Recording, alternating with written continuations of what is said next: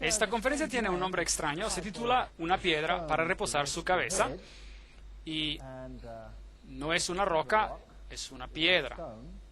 Y Pedro tenía una relación con Jesús, y Pedro reconoció que Jesús era la roca de todos los siglos.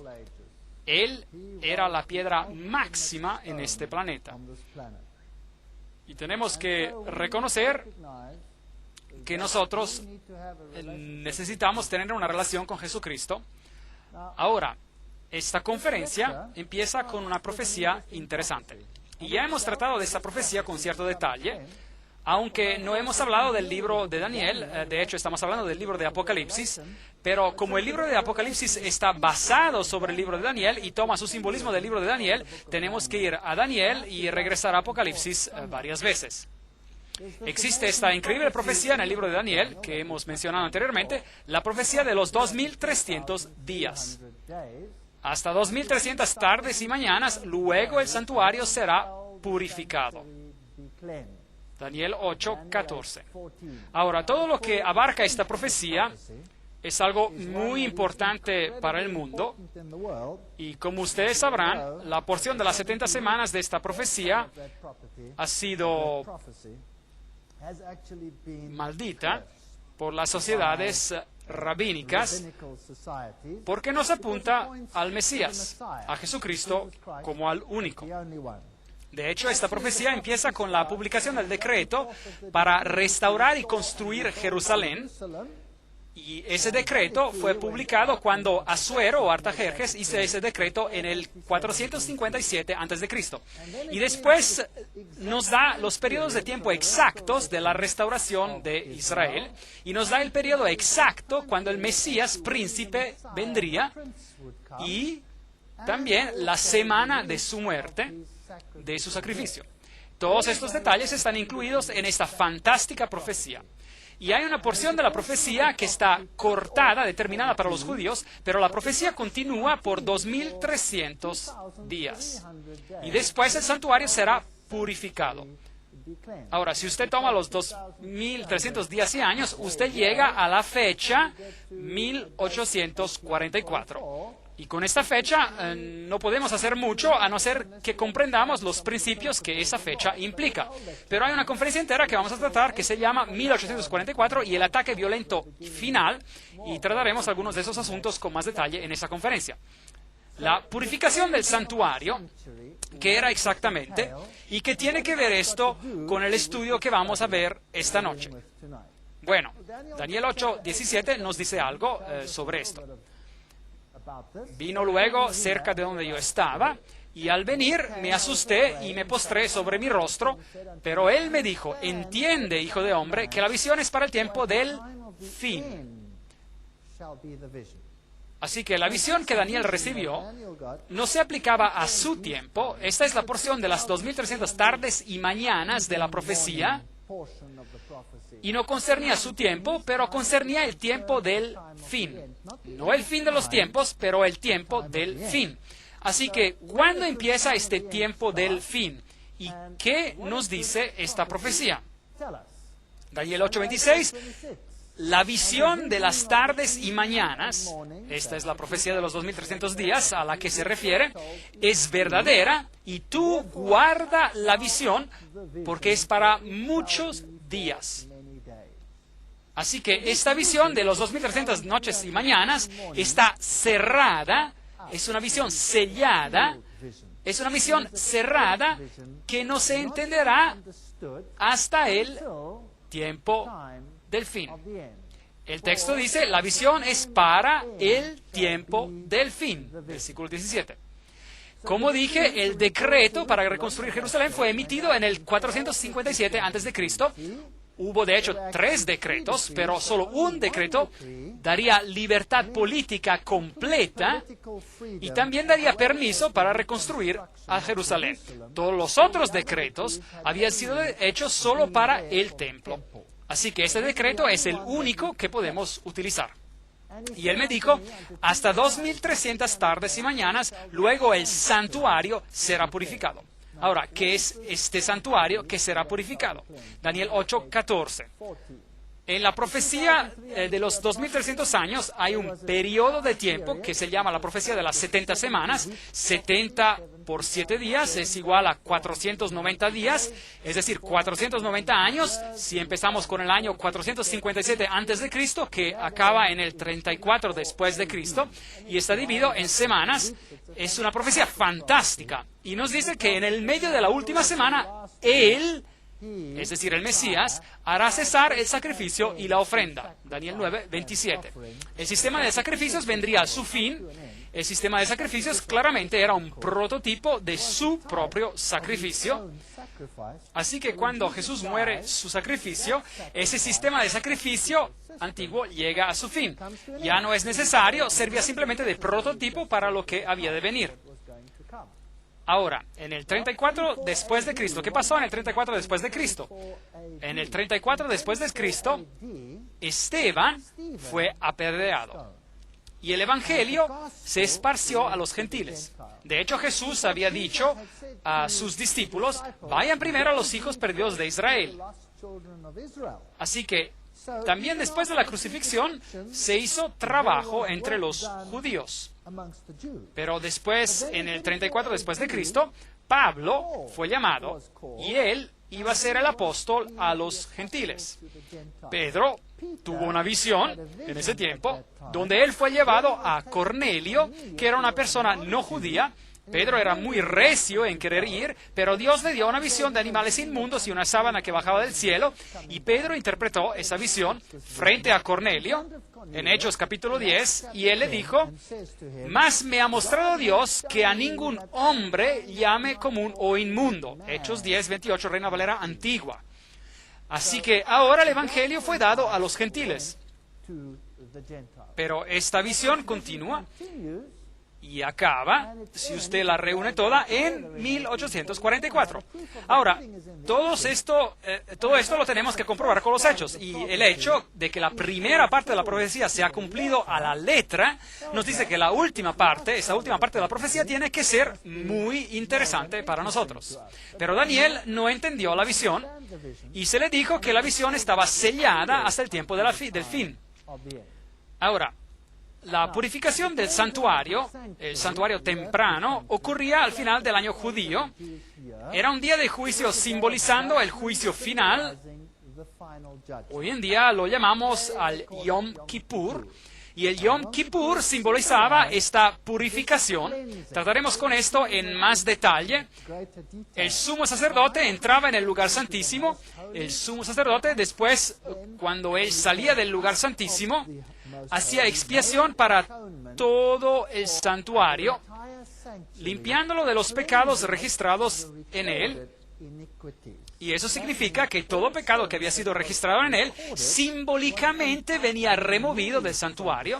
Así que, en otras palabras, también el registro del pecado era removido.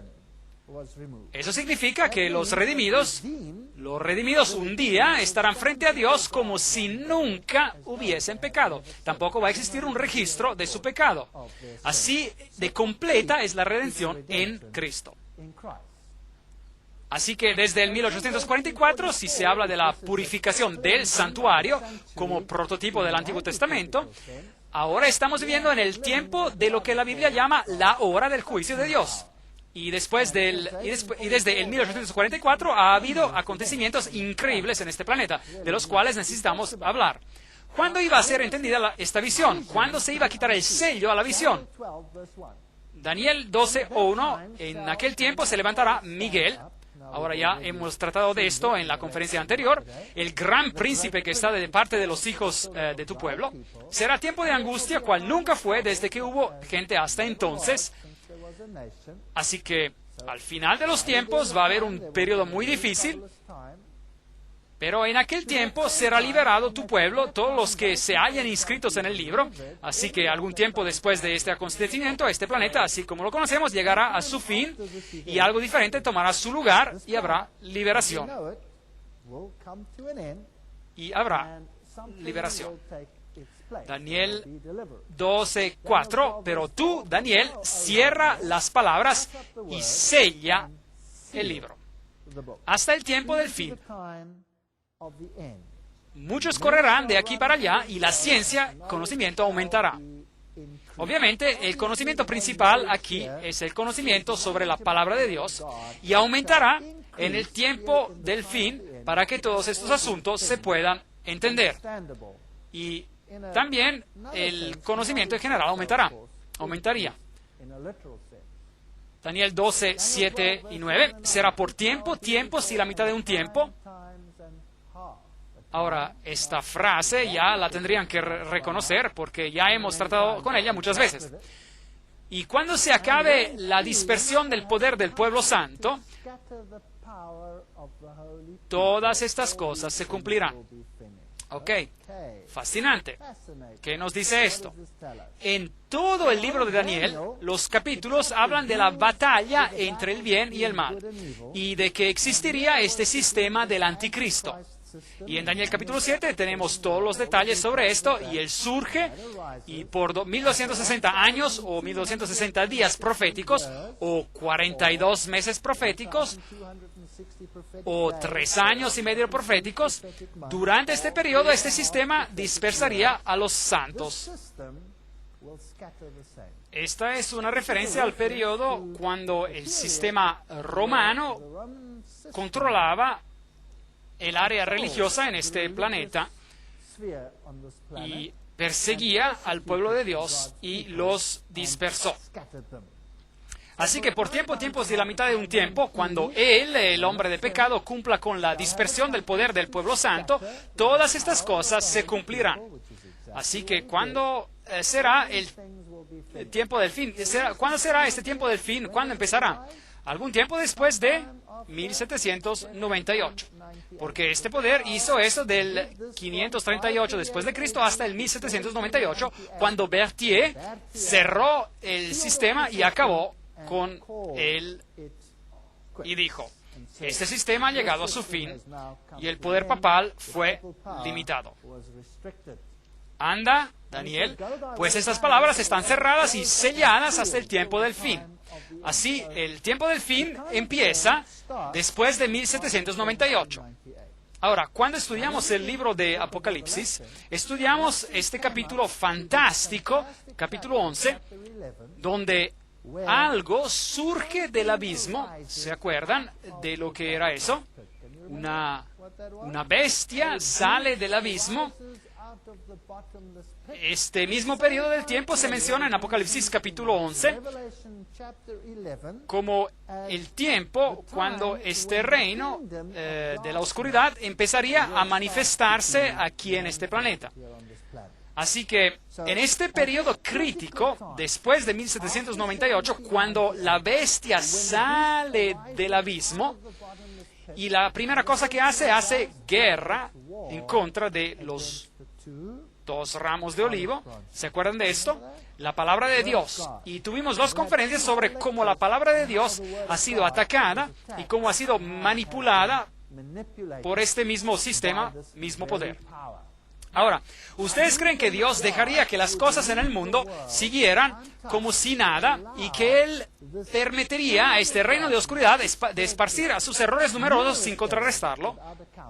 ¿Ustedes creen que Él permitiría eso? Porque este reino de oscuridad va a alcanzar a todo el mundo.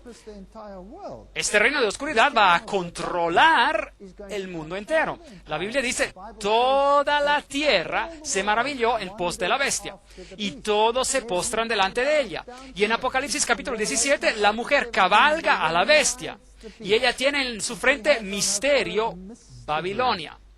Esa grande prostituta que hace de que todos los pueblos beban de la ira de ese vino de su fornicación.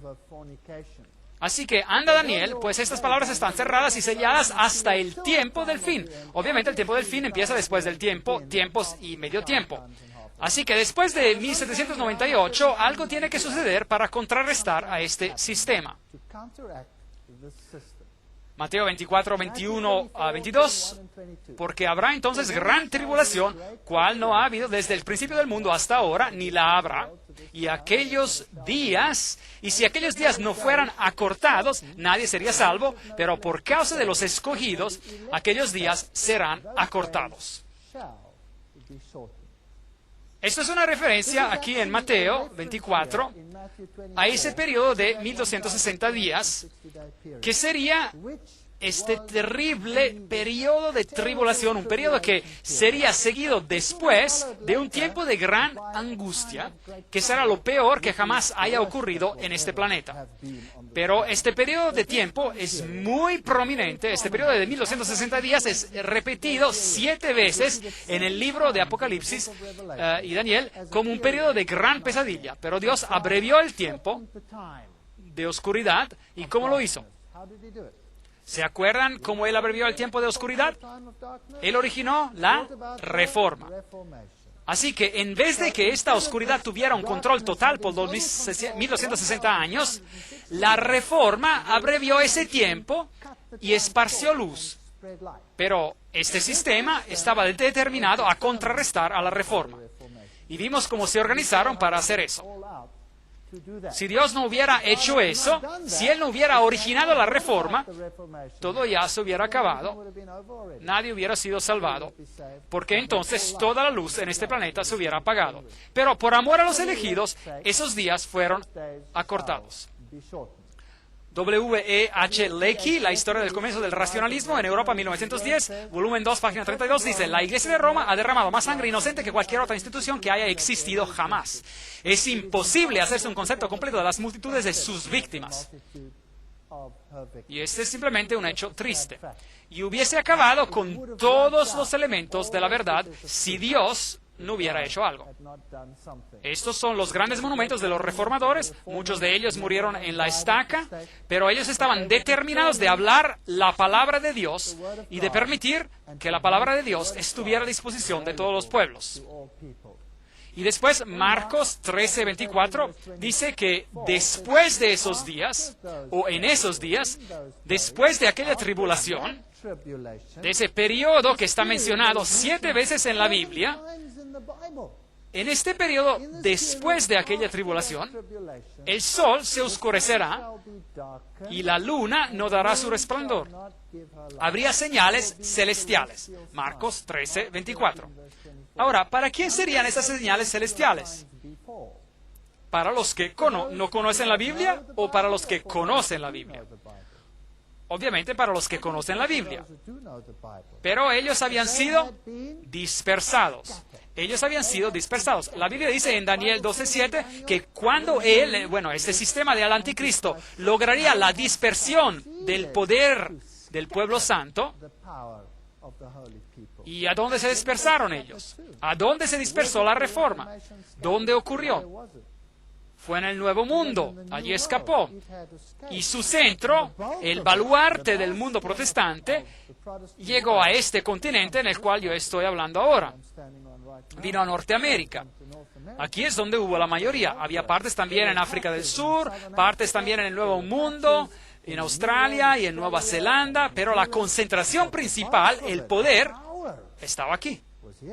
Así que, ¿acaso no serían ellos capaces de interpretar estas señales de la mejor manera? Marcos 13:24. Apocalipsis 6:12-13 dice exactamente la misma cosa. Miré cuando abrió el sexto sello. Ahora acuérdense, de cuando estudiamos los sellos, y cada sello representa un periodo de tiempo en la historia, y cuando se abre el séptimo sello, ese representa la venida de Cristo. Cada vez, el último acontecimiento, el séptimo, es la culminación de todas las cosas, la venida de Cristo. Así que aquí, cuando Él abrió el sexto sello, hubo un gran terremoto. Tenemos un terremoto, ¿ok? El sol se puso negro como tela de luto, hubo un oscuramiento del sol, la luna entera se volvió toda como sangre, y las estrellas del cielo cayeron sobre la tierra como la higuera deja caer sus higos cuando es sacudida por un fuerte viento. Apocalipsis 6:12-13. Exactamente lo mismo que Jesús dijo que iba a ocurrir.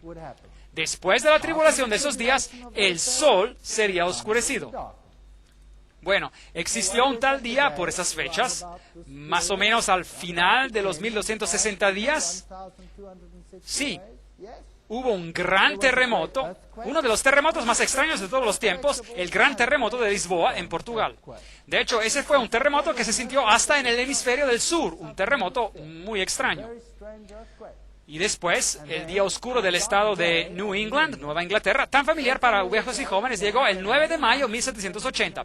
A cerca de las 11 comenzó a oscurecerse como si la noche llegara. Los hombres dejaron de trabajar, el ganado regresó a sus establos, las ovejas gimiendo se juntaban en las cercas, los pájaros gritaron y volaban a sus nidos, las aves regresaron a sus perchas. En la noche había una oscuridad tan negra que una persona no podía ver a su mano cuando la levantaba, ni siquiera un papel blanco. De la historia de Weir en New Hampshire, 1735 hasta 1888, librería pública en Boston. Ese es un hecho. El periódico La Crónica Independiente del 8 de junio de 1780 dijo: durante todo el tiempo, una penumbra de melancolía ensombreció la faz de la naturaleza, y la oscuridad de la noche era tan común y aterradora como la oscuridad durante el día. No obstante, había casi una luna llena. Ningún objeto se divisaba claramente. Se necesitaba la ayuda de la luz artificial que, cuando se veía desde las casas de los vecinos o de otros lugares a cierta distancia, aparecía a una oscuridad como la de Egipto en las plagas, una oscuridad impregnable a los ojos. Esos fueron fenómenos muy extraños. Esos son hechos históricos. Estos no son escritos cristianos. Este es un periódico. Los eventos grandes y memorables, la legislatura del estado de Connecticut estaba en sesión y la oscuridad era tan grande que los miembros se quedaron aterrorizados y pensaron que el día del juicio había llegado. En consecuencia, se hizo una moción para levantar la sesión. Y Herschel, el gran astrónomo, admite que el día oscuro del 19 de mayo de 1780 es uno de esos maravillosos fenómenos de la naturaleza que siempre se va a leer con interés, pero que la filosofía, es decir, la ciencia, no sabe cómo explicar. No hubo eclipses, no había razón por la cual un tal evento ocurriera, pero ocurrió. En esa noche la luna era de color rojo, sangriento, pero no daba ninguna luz. Uno no la podía ver, era luna llena, pero no había luz. Es como si el sol se hubiese oscurecido y la luna no pudiese dejar reflejar su luz. Y luego, las estrellas cayeron del cielo a la tierra el 13 de noviembre de 1873. Así que en la correcta secuencia hubo un terremoto, después hubo el oscurecimiento del sol, la luna se convirtió como sangre y ahora hubo este extraño acontecimiento de una lluvia masiva de meteoritos. 200.000 meteoritos por hora que ocurrió el 13 de noviembre de 1833. Había tantos meteoritos que se podía leer de noche con la luz de los meteoritos. Pero el hecho interesante es que no ocurrió como se ve en este cuadro. Los meteoritos parecían originar de un punto central y de allí se esparcían por todo el cielo.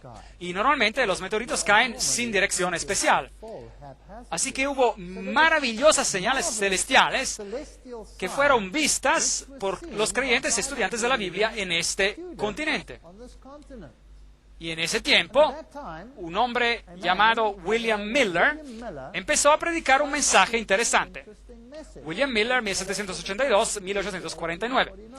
Ahora, acuerden que a esta profecía se le quitaría el sello, es decir, sería entendida en este tiempo del fin, después de que la profecía de los 1260 días llegaría a su fin, los 3 años y medio. Y él alegaba, según el texto de Daniel 8:14, hasta 2300 tardes y mañanas, luego el santuario será purificado. Y él empezó a calcular esta profecía de los 2300 años, que no había sido calculada anteriormente, nadie lo había hecho anteriormente, y de repente viene este hombre y lo hace, y en el libro de Daniel dice que se entendería en el tiempo del fin. Daniel 12:4.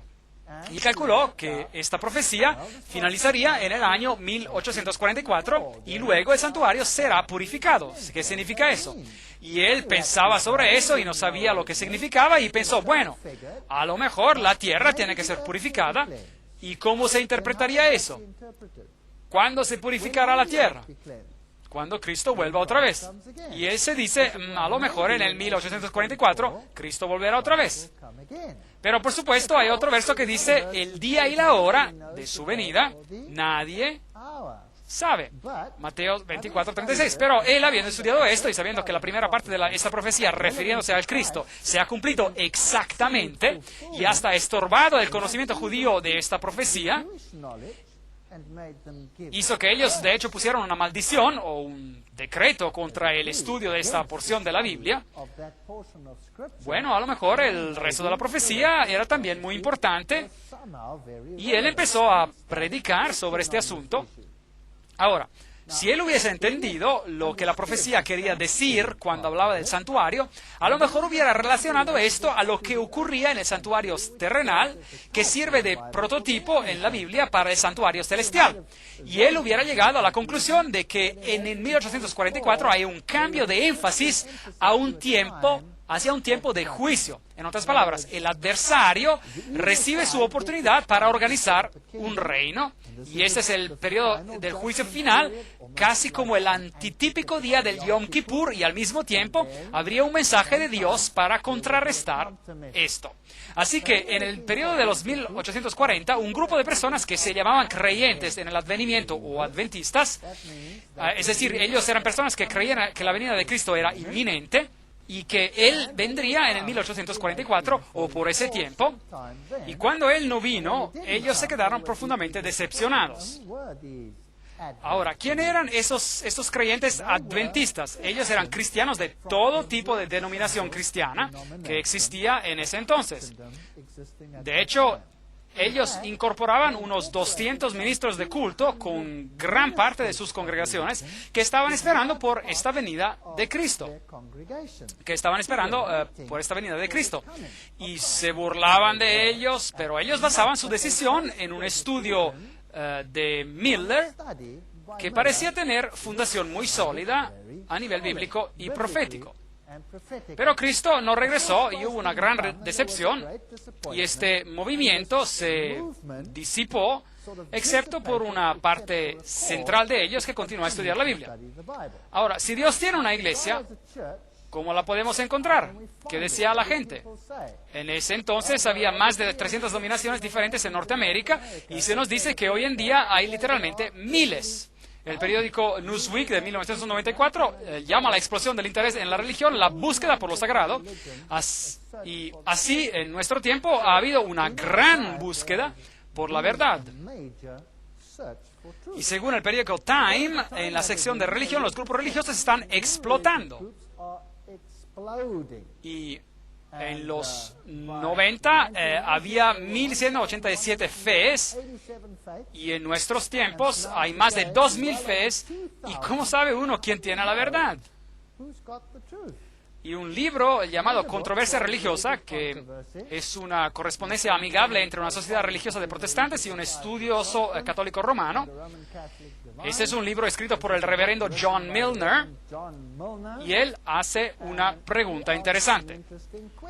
¿Y cuál es la pregunta que él hace?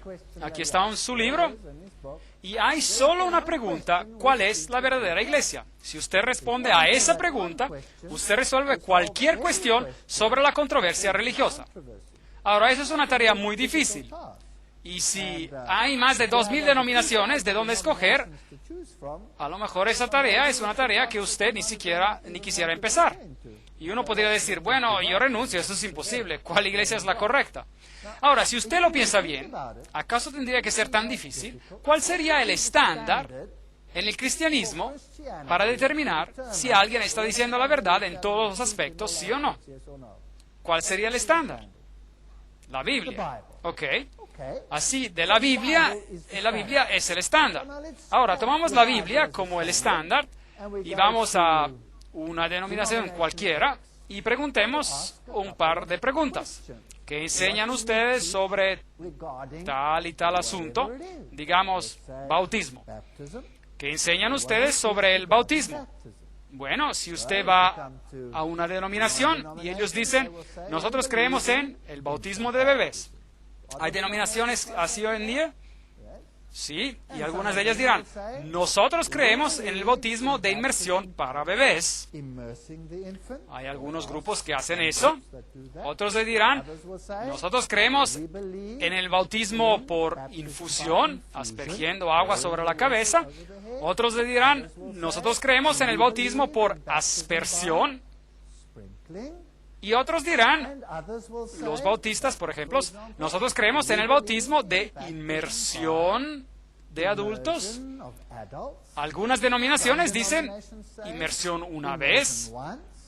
Otras denominaciones dicen inmersión 3 veces en el nombre del Padre, del Hijo y del Espíritu Santo. Y algunas de estas en algunas de estas variaciones existen dentro de una misma rama religiosa. Por ejemplo, en algunas iglesias de la rama calvinista tenemos el bautismo de niños y también el bautismo de adultos. Y eso es muy extraño. Pues, ¿cuál es el correcto? ¿Son todas correctas? ¿Está bien o hay una diferencia? ¿Qué vamos a hacer? Bueno, no sería un simple asunto de ir a la Biblia y decir, bueno, como se hacía en la Biblia, y después seguir la Biblia exactamente, ¿sí o no? Ok, muy bien. Bueno, tomemos el servicio de Santa Cena. ¿Cómo se hizo la Santa Cena? Lo que se tiene que hacer en la Santa Cena. ¿Qué hace uno? ¿Qué hace el otro? ¿Qué hace este otro? Etcétera, etcétera. Y mirar a lo que la Biblia enseña, y no tendría que ser muy difícil de determinar que esa es la vía bíblica. ¿Cuál es la doctrina, digamos, del anticristo? Bueno, los antiguos reformadores, ellos tenían todos una opinión sobre este asunto. Ellos apuntaban a Roma. Cada uno de ellos, Lutero lo decía, Calvino lo decía, Knox lo decía, Zwingli lo decía, Huss lo decía, todos ellos lo decían. Y hoy ya no lo dicen. Ellos hoy tienen doctrinas diferentes. Uno dice, creemos en el futurismo. Eso quiere decir que el anticristo vendrá en el futuro, en un futuro distante, cuando la iglesia ya ha sido raptada. ¿Hay denominaciones así? Seguramente. Y la mayoría de ellas dicen eso. Algunas de ellas dirán, no. El anticristo fue en el pasado, él existió en el tiempo de Grecia. Y él era un rey griego llamado Antioquio Epifano, número 4. Ahora, el libro de Daniel nos dice que el anticristo sale del cuarto reino, así que él no pudo haber salido del tercer reino, así que hay una confusión, y ahora se vuelve aún más confuso. A veces la misma denominación enseña las dos doctrinas. La misma denominación enseña las dos doctrinas, y esto confunde mucho. Por ejemplo, cuando se les enseña a los ministros, a los pastores, se les enseña que el preterismo, que el anticristo salió del pasado, del tiempo de Grecia, pero a la denominación, a la membresía, se les enseña el futurismo, que él viene en el futuro. Ahora, ¿por qué es eso? Porque la mayoría de las opiniones son influenciadas por los otros movimientos cristianos que se están moviendo hacia el futurismo, porque es más interesante ver algo que aún tiene que ocurrir. El preterismo es aburrido porque es algo que ya ha ocurrido, ¿entienden el punto? Ellos enseñan así las dos enseñanzas, pero ¿cómo puede usted enseñar las dos? Que el anticristo viene en el pasado y que viene en el futuro, no tiene sentido, ¿verdad? Y así que tenemos todas estas doctrinas. No tendría que ser ese un asunto simple, el de ir a la Biblia y de decir, bueno, ¿qué dice la Biblia? Y después aferrarse a lo que la Biblia dice y eventualmente alguien va a tener que renunciar a una doctrina preferida y va a tener que alinearse con la Biblia, ¿sí o no? Ok, muy bien. Así que, ¿cuál es la verdadera iglesia? Bueno, mi opinión es que la verdadera es la que se apoya a la Biblia al 100%.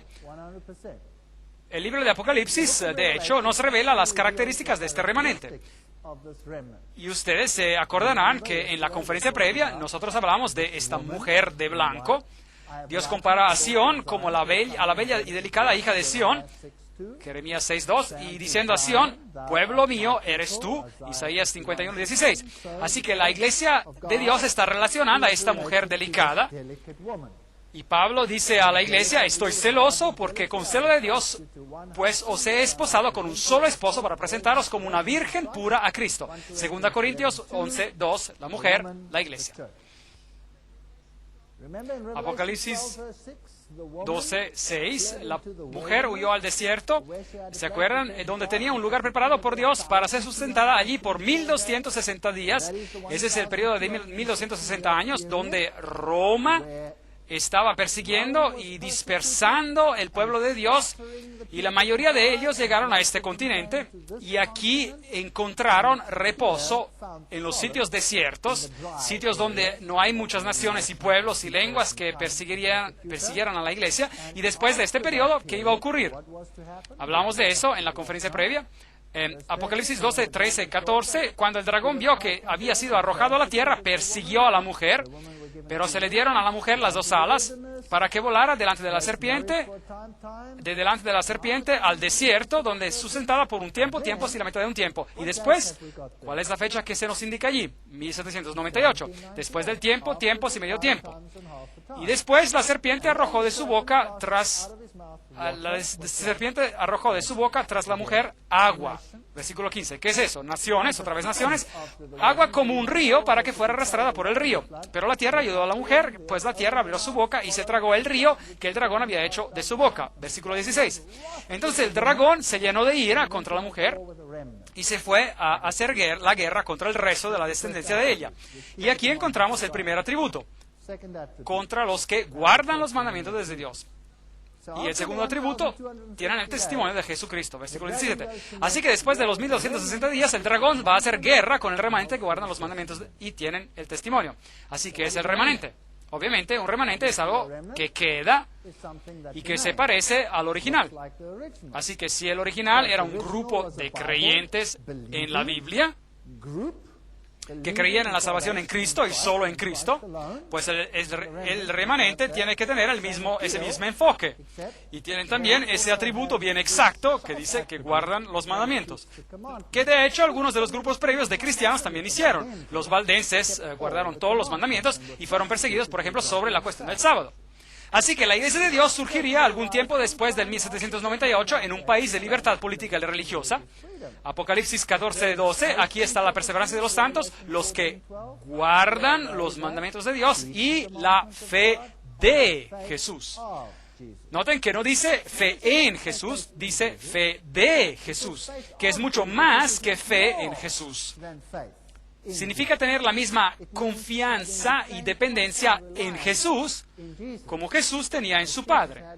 Eso es lo que significa. Significa tener una relación muy fuerte con Jesucristo.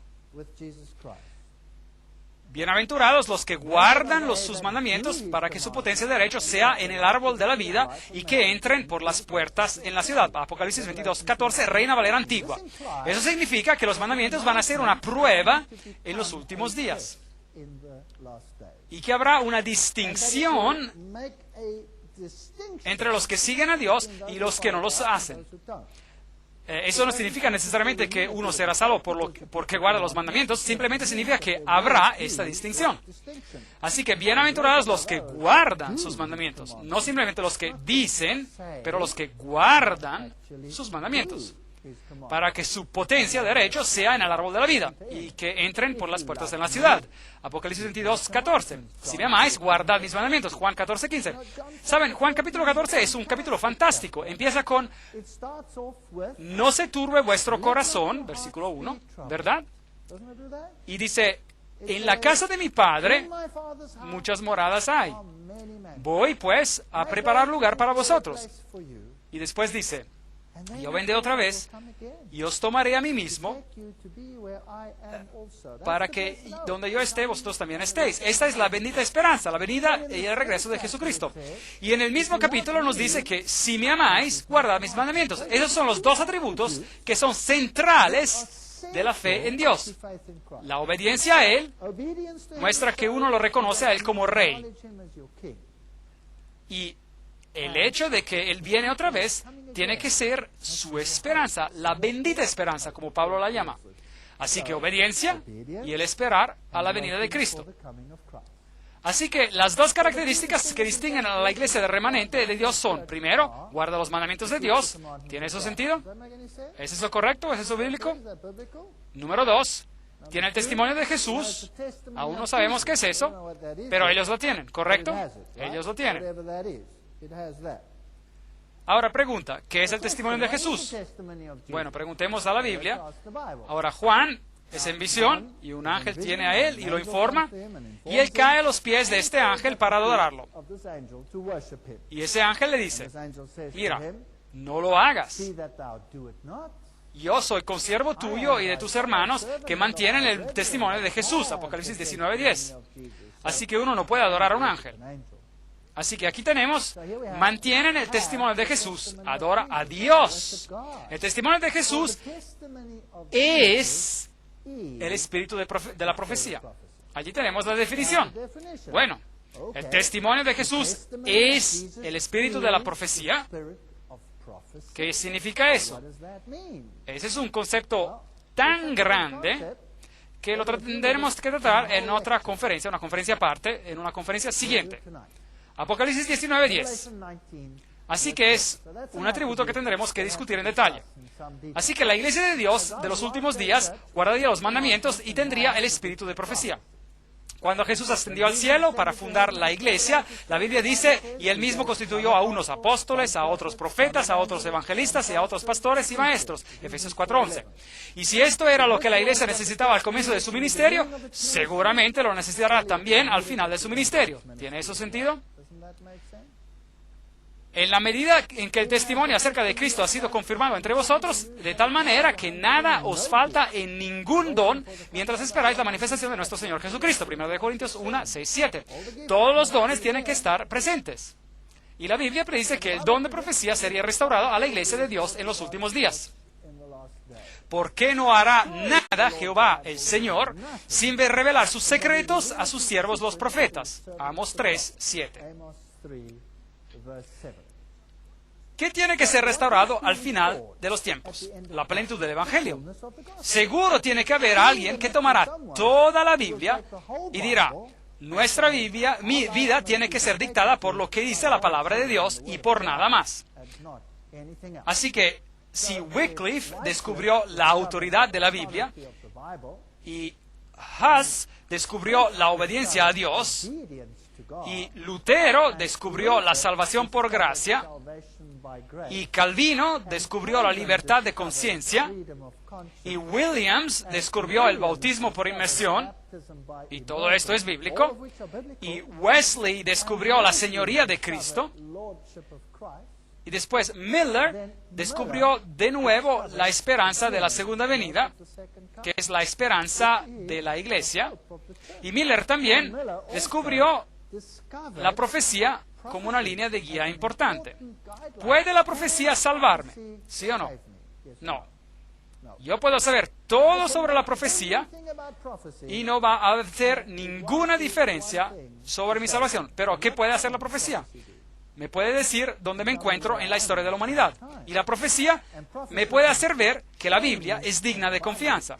Si usted toma las profecías en la Biblia, increíble. La profecía de Tiro, por ejemplo, fue cumplida exactamente, literalmente, incluyendo la parte que dice que sería totalmente barrida y tirada en el mar, incluyendo su polvo. Esa es una profecía muy difícil de cumplir. No se ilusionen. Así, si alguien les dijera a ustedes hoy en día que su ciudad será arrastrada, barrida y tirada al mar, y también el polvo de ella se utilizará y será tirado al mar, y ustedes, tirado al mar, ustedes me dirían, este hombre está un poco loco, ¿correcto? Está loco. Pero esta profecía se cumplió a la letra. Toda profecía se va a cumplir a la letra. Y después tiene que haber una restauración final bajo la guía del espíritu de profecía. Y eso incluye toda la verdad. ¿No sería eso lógico? Eso sería algo lógico. Pero ¿qué pasa si esta organización o esta verdad viene en contacto con todos los otros que no se quieren mover más allá de sus fundadores? Pues desafortunadamente tendrá un enfrentamiento con todos ellos. Todos ellos. Ahora, Apocalipsis capítulo 10 es este maravilloso capítulo que culmina aquí con la sexta trompeta, donde usted tiene a este poder que se enfrenta al poder que sube del abismo. Del abismo sube el poder que va a conquistar toda la tierra. Y al mismo tiempo algo más surge que va a contrarrestar ese poder. Veamos Apocalipsis capítulo 10. Vi descender del cielo otro ángel fuerte envuelto en una nube con el arco iris sobre su cabeza. Su rostro era como el sol. Ezequiel tuvo una visión parecida, Daniel tuvo una visión parecida. Esta es una profecía que trata con algo importante, porque Cristo mismo nos va a decir de qué se trata. Así que estudiemos Apocalipsis capítulo 10 y veamos a dónde nos lleva.